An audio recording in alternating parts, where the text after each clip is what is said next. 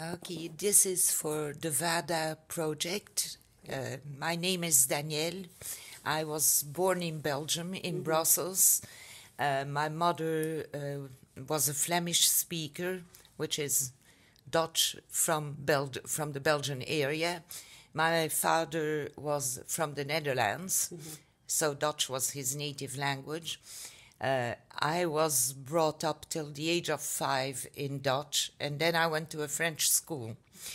I started speaking French with my mother at home and Dutch with my father. Great. And did they speak any other languages? My father and mother both spoke Dutch, French, German, and my father spoke English. Great. So how many languages do you know now? Well, Dutch is my native language. My second language is French. Even though I studied in French, the whole curriculum from the last year of kindergarten through undergraduate. I got 2 graduate degrees in French, 1 graduate in Dutch, and 1 graduate in English. And you have many. You have many degrees, and you've had many majors in which many focuses of your study. Mainly 2 focuses. On the one hand, I have a degree of what they call in Europe a bachelor in Germanic philology. You're supposed to choose 2 Germanic languages. I went to a French university. I chose Dutch and English. I didn't know any English at all when I started. So I was 17 when I started English. In high school, I majored in Latin. In the Belgian system, in those days, of course, the primary language in my case was French. We had to study the second language of the country. Which was Dutch. I started Dutch in school in 2nd grade and had it throughout, basically elementary school and high school. Did you learn other subjects in Dutch, or just did you take a Dutch class? It was supposed to be a Dutch language class. Well, obviously there was some literature involved, but at home we had Dutch newspapers, and I picked up the French one or the Dutch one indiscriminately. Great. And you left Belgium to study at what age? I left, I was 27. 27. Yeah. And did you go on to get your doctorate at that point? I went to Georgetown, but in the meantime, you were asking me which topics I had been studying. And I have a degree in computational linguistics, a graduate degree from Belgium. I had a degree in European integration, which is a subset of international relations. Then at Georgetown, I got a master's in comparative government with, I kept accumulating them, with a minor in West European, a major in West European affairs, and a minor in the Soviet Union in those days. Okay, and that was very useful in those days because that was the Soviet Union had not fallen, so it was still very useful. Yes. Yeah.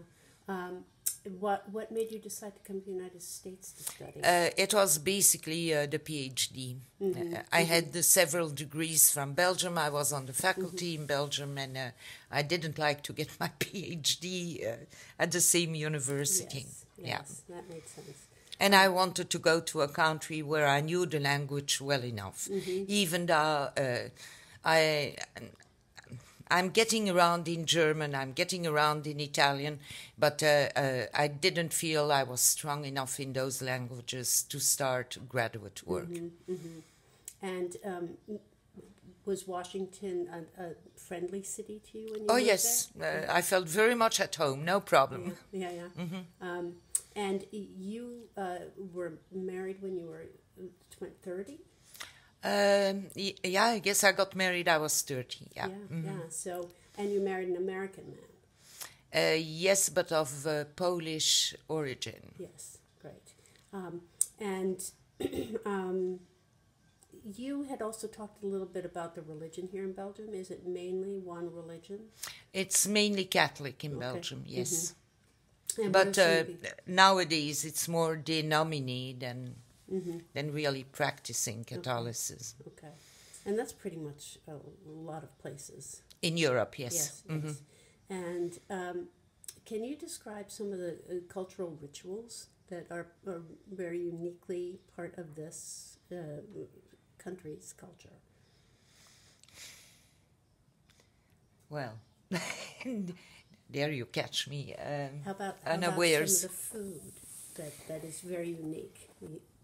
Well, the Belgian endives, with which a number of Americans have become familiar in salads, but apparently not the cooked we. Yeah. And then white asparagus is another specialty here.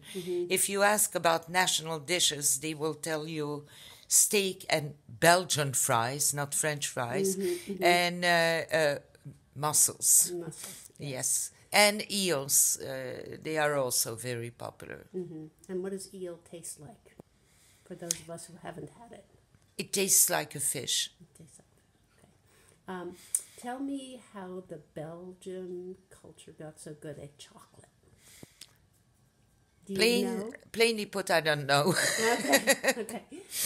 But they are famous throughout the world. They for sure their are, chocolate. and they are easy gifts when I get back to the States. Always yeah, popular. Yep. And you chose as one of the places to have a second home at North Carolina. Well, yes, we moved to South Carolina, and we have a second home in North Carolina. Okay. And tell me something that you love about South Carolina.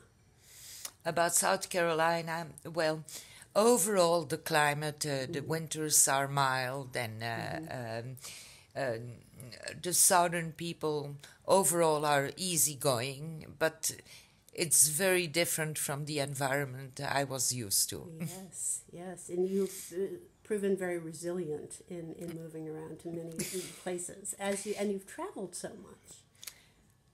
Well, mainly back to Europe. I traveled a lot over the States when I was working for the U.S. government. I was gone a lot for work, so I've Tell seen. me some of the places you've been in the world. Well, let me start around here, I guess, since we are in Belgium for the moment. Belgium, of course, the Netherlands, my father being Dutch, Luxembourg, France, Italy, Spain, Germany, Switzerland, Greece, Bulgaria, Morocco, Israel, Mexico. You have like Monaco, San Marino, all those big countries. England, Where haven't you been? England, Scotland, Rhodos, Sicily. They are not countries, but they are definitely separate islands. Capri. So that's about what Did you ever go to Turkey. Poland? Turkey. Yes, I went to Poland with my late husband. In those days, we kind of avoided East Germany in those days. Yeah, yeah. Cold War being... Yeah, being what it was. Yeah. So is there a place that you haven't visited that you have always longed to visit? I would be interested in Australia and New Zealand for the moment. And what's holding me back is the travel time. Yeah, it's long. 24 hours or over even, and that just seems to be a long trip. Yes, yes. If there was a piece of wisdom that you could pass on to someone in their 20s about life, what would it be, my wise friend? Well, we had a practical case recently at hand, and I would say that in my 20s I made a big deal out of many things that now seem like part of growing up, and It just things that happen in life, and we have to learn to live through it. But